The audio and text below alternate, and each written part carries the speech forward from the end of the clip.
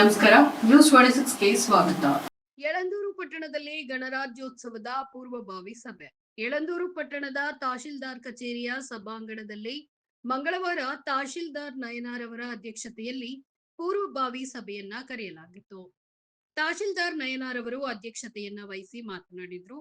ಜನವರಿ 26ರಂದು ನಡೆಯಲಿರುವ ಗಣರಾಜ್ಯೋತ್ಸವ ಕಾರ್ಯಕ್ರಮವನ್ನ ವಿಜೃಂಭಣೆಯಿಂದ ಆಯೋಜಿಸಲು ಅಧಿಕಾರಿಗಳು ಎಲ್ಲಾ ರೀತಿಯ ಸಹಕಾರದೊಂದಿಗೆ ಸಕಲ ಸಿದ್ಧತೆ ಮಾಡಿಕೊಳ್ಳುವಂತೆ ಅಧಿಕಾರಿಗಳಿಗೆ ಸೂಚನೆಯನ್ನ ನೀಡಿದರು.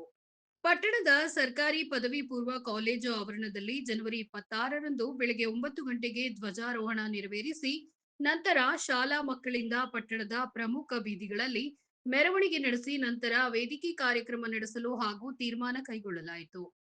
ಶಾಲಾ ಕಾಲೇಜು ವಿದ್ಯಾರ್ಥಿಗಳಿಂದ ಸಾಂಸ್ಕೃತಿಕ ಕಾರ್ಯಕ್ರಮ ನಡೆಯಲಿದೆ ಅಂತ ತಿಳಿಸಿದ್ರು.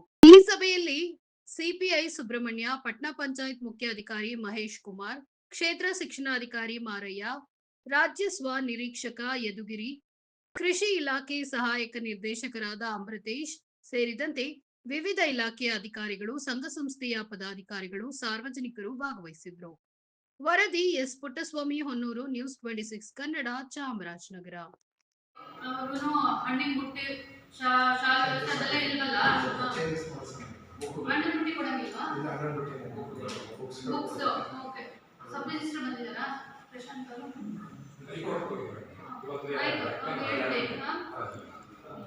ಏನಾದರೂ ಸಣ್ಣ ಪುಟ್ಟ ಚೇಂಜಸ್ ಇದ್ರೆ ನಾನು ಮತ್ತೆ ಬುಕ್ಗಳು ಏನಾದರೂ ಮೇಲ್ಗಡೆ ಕೊಡ್ತೀವಲ್ಲ, ಅದು ಸಿಡಿಪಿಯು ಮತ್ತೆ ಸಬ್ ರಿಜಿಸ್ಟರ್ಗೆ ಇಡೀ ಹಾರ್ಟಿಕಲ್ಚರ್ ಅಲಂಕೃತ ಕುಂಡಗಳ ವ್ಯವಸ್ಥೆ ಮತ್ತೆ 30 ಗುಲಾಬಿ ಹೂವುಗಳ ಪೂಜೆಗೆ ಕೊಡ್ಬೋದಾ? ಅಲ್ಲ, ನೀವು ಗುಲಾಬಿ ಹೂ ಇವರು ಕೊಡ್ತಿರಲ್ಲ ತಾನೆ, ಅದು ಆಸವನ್ನೇ ಕೊಡಬೇಡಿ. ಯಾರು ಹೇಳಿ ಇಲ್ಲಿ ಹಾರ್ಟಿಕಲ್ಚರ್ ಅಲ್ಲಿ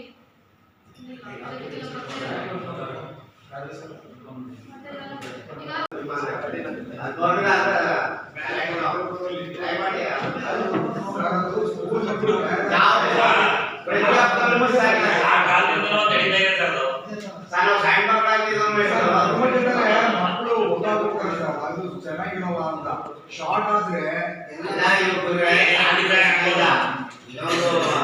ದಸರಾ ಮಾಡ್ತೀವಿ, ರಿಸ್ಕ್ ಆಗಲ್ವಾ? ಅದೇ ರೀತಿ ಅವತ್ತು